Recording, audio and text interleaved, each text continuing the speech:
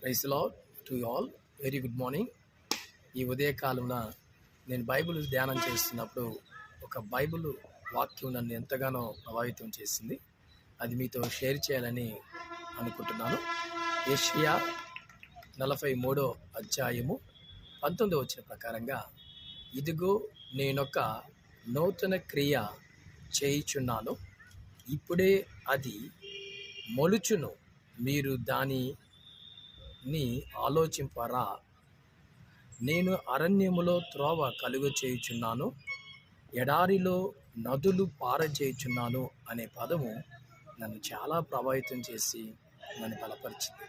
ప్రేమైన దేవుని బిడ్డారా, ఈ వాక్య లేఖనాలను నిజంగా ఫస్ట్ ఆఫ్ ఆల్ మనం గమనిస్తే, నూతన క్రియ అనేపాటికి ఈ నూతన సంవత్సరంలో అడుగు పెడుతున్న మనకు, ఈ డిసెంబర్ మాసం ముగించుకొని జనవరి మాసంలో అడుగు పెడుతున్న మనకు దేవుడు ఒక నూతనమైన వాగ్దానము మీకు అనుగ్రహిస్తుందని నమ్ముచున్నాను.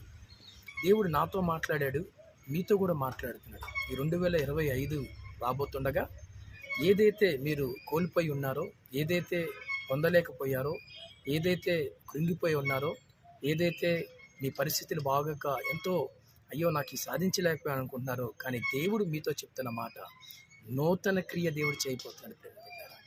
నూతనమైన ఆశీర్వాదాలు మీ కుటుంబంలో రాబోతున్నాయి.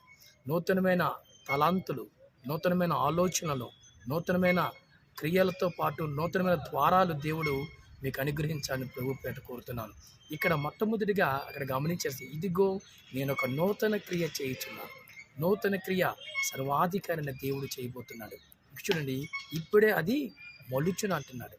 అంటే యేసు నామములో కోల్పోయిన ప్రతి ఒక్కటి, ఎండిపోయిన నీ జీవితం, ఎండిపోయిన నీ యొక్క పరిస్థితులు అన్నీ కూడా ఆయన మళ్ళీ నూతనంగా మార్చి మొలిపించి మళ్ళీ జీవాన్ని అనుగ్రహించబోతున్నాడు. దాంతోపాటు ఇక్కడ ఏమంటాడంటే, నేను అరణ్యములో త్రోవ కలగ చేయుచున్నాను అన్నాడు.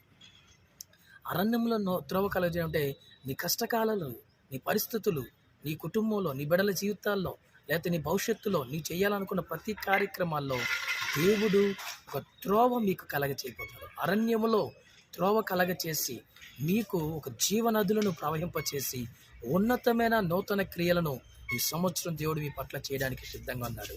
పొందడానికి మీరు ఆమేన్ చెప్పండి. ప్రియమైన దేవుని బిడ్డలారా, నా జీవితంలో ఈ యొక్క ఆశీర్వాదాన్ని నేను తీసుకుంటున్నాను.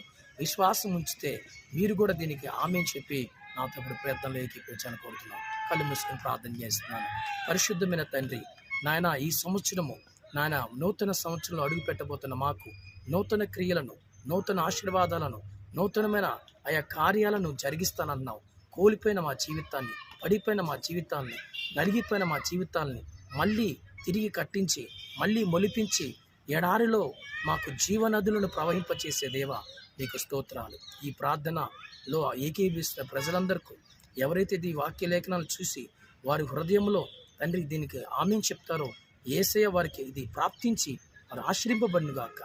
యేసు నామములో ప్రార్థిస్తున్నాను తండ్రి, ఆమేన్. గాడ్